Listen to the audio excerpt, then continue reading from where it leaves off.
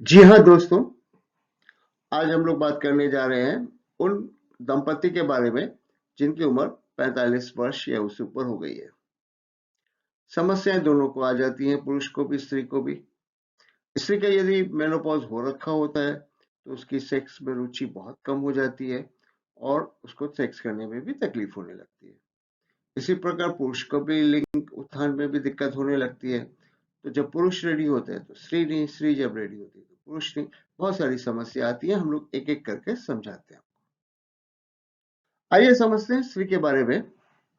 Oestrogen एक hormone होता है जो स्त्री का हार्मोन कहलाया जाता है और उसकी वजह से ही एक लड़की स्त्री बनती है और उसी की वजह से प्रजनन क्रिया रिप्रोडक्शन होता है। उसी की वजह से ओव्यूलेशन होता है। उसी की वजह से स्त्री का सौंदर्य होता है। स्त्री के बाल में निखार आता है, स्किन में, चमड़ी पे निखार आता है। उसके अंदर एक परिवार संभालने की इच्छा आती है। तो ये ईस्ट्रोजन हार्मोन स्त्री के जीवन में बहुत महत्वपूर्ण है। लेकिन जब मेनोपॉज आता है, जिस प्रकार हार्मोन्स की कमी आ जाती है, डिम्बाणु भी कमजोर पड़ जाते हैं, तब प्रॉब्लम शुरू शुरू होती है। उनको मैं बताता हूँ, लेकिन आप समझ लीजिए ईस्ट्रोजन बहुत जरूरी है। ईस्ट्रोजन क्यों जरूरी है? स्किन में ग्लो आता है, ब्लड वेसल्स खुलती हैं, ज्यादा खून दौड़ता है स्किन की तरफ, कोलेजन का ज्यादा सिंथेसिस का, कोलेजन का बनना ज्यादा शुरू होता है।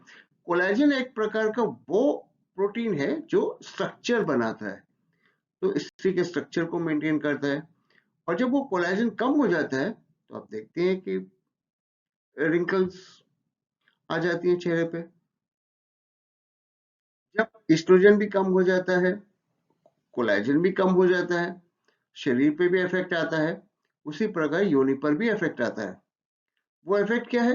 योनि के जो वॉल्स हैं, जो थिकनेस है, जो स्किन है, वो पतली होने लगती है। जो योनि की वॉल रगेड होती थी वो अब स्मूथ, कमजोर हो जाती हैं। तो सहवास में कम अच्छा लगता है स्त्री को भी पुरुष को भी, क्योंकि जब सहवास के समय योनि लिंग के आकार के साथ जब एडजस्ट होती है थी, तो पुरुष को भी आनंद महसूस होता था। अभी क्या है कि वो योनि पुरुष लिंग के अनुसार एडजस्ट भी नहीं हो पा रही है। प्लस स्त्री को एक पीड़ा हो रही है, उसको खुजली हो रही है, जलन मच रही है, तो वो चाहती नहीं है। तो आज हम लोग का जो मेन बात है कि इसका समाधान कैसे किया जाए।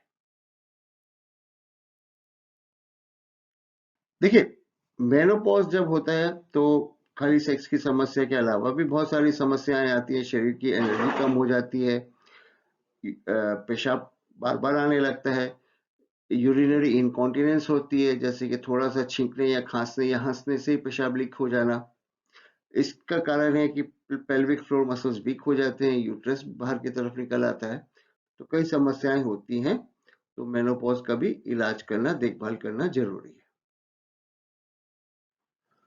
मेनोपॉज की समस्या के लिए कई डॉक्टर हार्मोनल रिप्लेसमेंट थेरेपी बोलते हैं, जिसमें कि आर्टिफिशियली हम लोग एस्ट्रोजन और प्रोजेस्टेरोन देते हैं। मगर इस ट्रीटमेंट में थोड़े साइड इफेक्ट भी होते हैं। तो ये, अगर आपके कोई करीबी डॉक्टर ये इलाज करे तो ही करवाइए, दूर दराज इलाके डॉक्टर से मत करवाइए। अब देखते हैं जो स्त्री की सेक्स समस्या है उनसे कैसे निपटा जाए। पहली बात तो ये है कि हम लोग जो बाजार में लुब्रिकेंट्स मिलते हैं, बोलते हैं कि वजाना में लगा लो स्मूथ एंट्री होगी, उससे कोई लाभ नहीं होता, क्योंकि वो लुब्रिकेंट की जो कंस्टिट्यूएंसी है, जो बनावट है, वो ऐसी है कि थोड़ी देर में सूख जाता है और फिर भी वजाना उस प्रेशर को, सेक्स के प्रेशर को सहन नहीं कर पाती। तो इसके लिए एक स्पेशल टाइप का लुब्रिकेंट होता है, जिसके अंदर लुब्रिकेंट मतलब चिकनापन भी होता है, हार्मोन ईस्ट्रोजन भी होता है और कोलाजन भी बनने की क्षमता रखने वाला एक अलग से लुब्रिकेंट होता है, जिसके व्यवहार से वजाइना का स्ट्रक्चर मेंटेन रहता है। फिर आते हैं कि सब इच्छा और ऑर्गेजम के। इच्छा और ऑर्गेजम के लिए एक फाइटो हार्मोन दिया जाता है, मतलब एक प्लांट का तत्व दिया जाता है जो शरीर में जाके ईस्ट्रोजन और टेस्टोस्टेरोन में बदल जाता है। तो ईस्ट्रोजन और टेस्टोस्टेरोन की वजह से इच्छा भी सेक्स की ठीक होती है, एंजॉयमेंट भी ठीक होता है, ऑर्गेजम भी आता है। तो ये होती है समस्या का समाधान।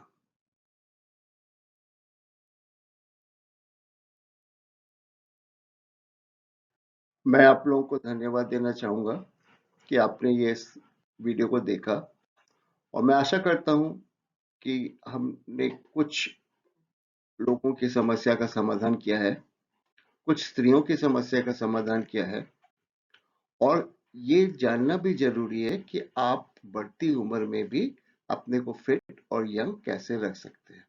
तो अगर आप स्लाइड को देखें दोबारा, तो आपको और ज़्यादा समझ में आएगा कि कैसे बॉडी को यंग रखा जा सकता है। धन्यवाद।